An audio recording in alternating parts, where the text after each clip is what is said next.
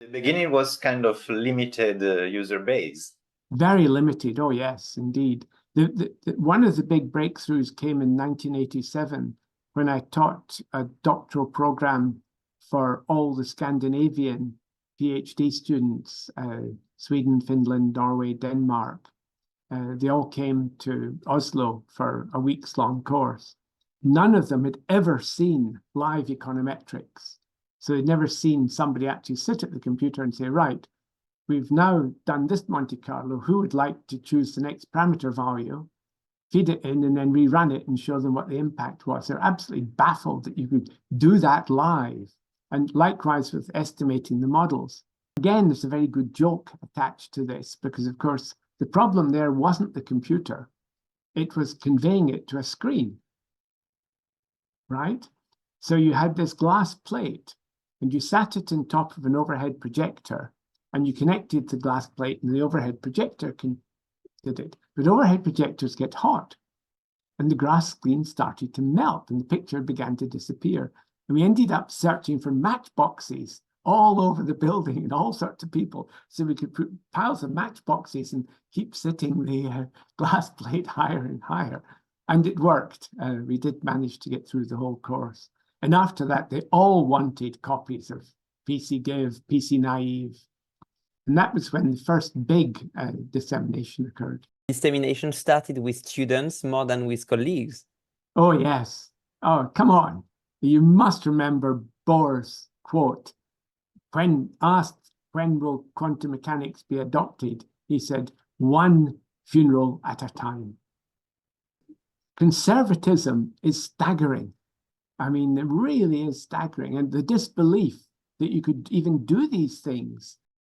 I had almost crash-proof software, and that was one of the key components of the software. And Microsoft, as you know, was like a car that the doors fell off every time you braked and the windscreen crashed every time you wanted to turn a corner, etc. And the computers were dreadful under DOS, but we wanted software that didn't do that within DOS. And so that the instructor could be absolutely sure that if he told the computer to do something, it would do it. So you could run a Monte Carlo, for example, a simulation, to show students if you didn't correct for a structural break, for example, then the estimates could be wildly wrong. I mean, just opposite sign to the one you thought you would get. So you could actually illustrate all that on the computer rather than plowing through the mathematics. I have to say, Oxford students weren't doing econometrics to become econometricians. They're doing econometrics to understand how to do applied work. I was very unhappy about the way econometrics was taught when I was in the US. And when I got to Oxford, I found it was teaching the US way. So the students spent about 6 weeks learning how to prove that least squares was the best linear unbiased estimator, which is completely and utterly irrelevant for what they would need econometrics for, right? That's completely crazy. They needed to know that. They didn't need to know how to prove that, particularly if you could introduce them in a class to simulate it and show them that if you generated data like this, and if you postulated that model, and then you ran it in the Monte Carlo, you got the answers back. And in some sense, that's utterly amazing that you could discover what was going on in the data generation process by building a model which happened to coincide with it and fitting it. And then the question arose for students, what happens if it doesn't coincide with what the DGP actually is? And that's absolutely certain in a complex subject like economics. What can you learn? How can you learn it? How can you improve models, etc.?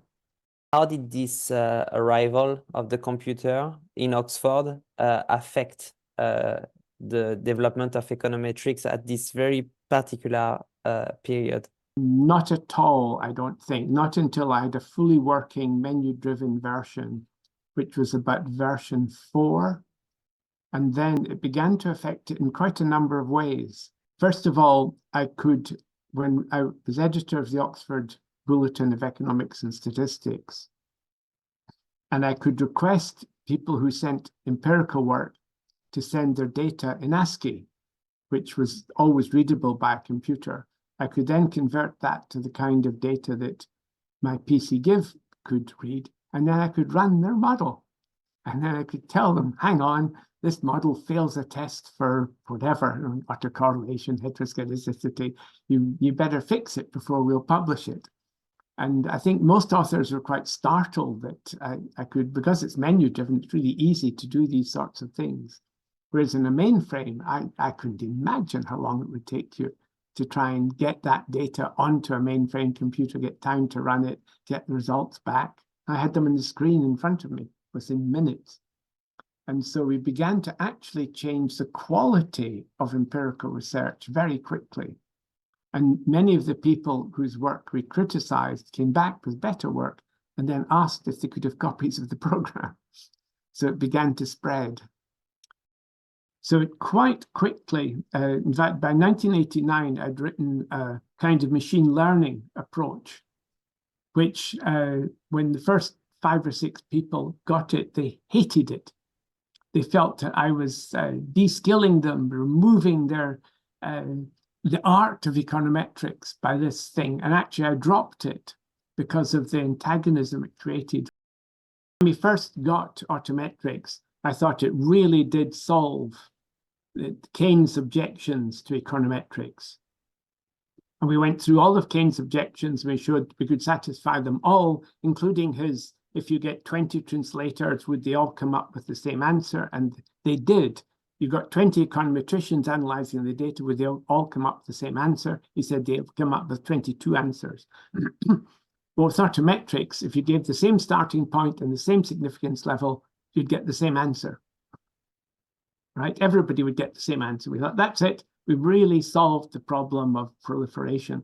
But in fact, we hadn't, because different people would not agree with the starting point, would not agree with the significance level, and would not necessarily agree with whether they do one kind of indicator saturation, estimated impulses or trends or whatever. So it still brought us back to realize that there's an awful lot of arbitrariness, even with the fantastic tools that we've now got.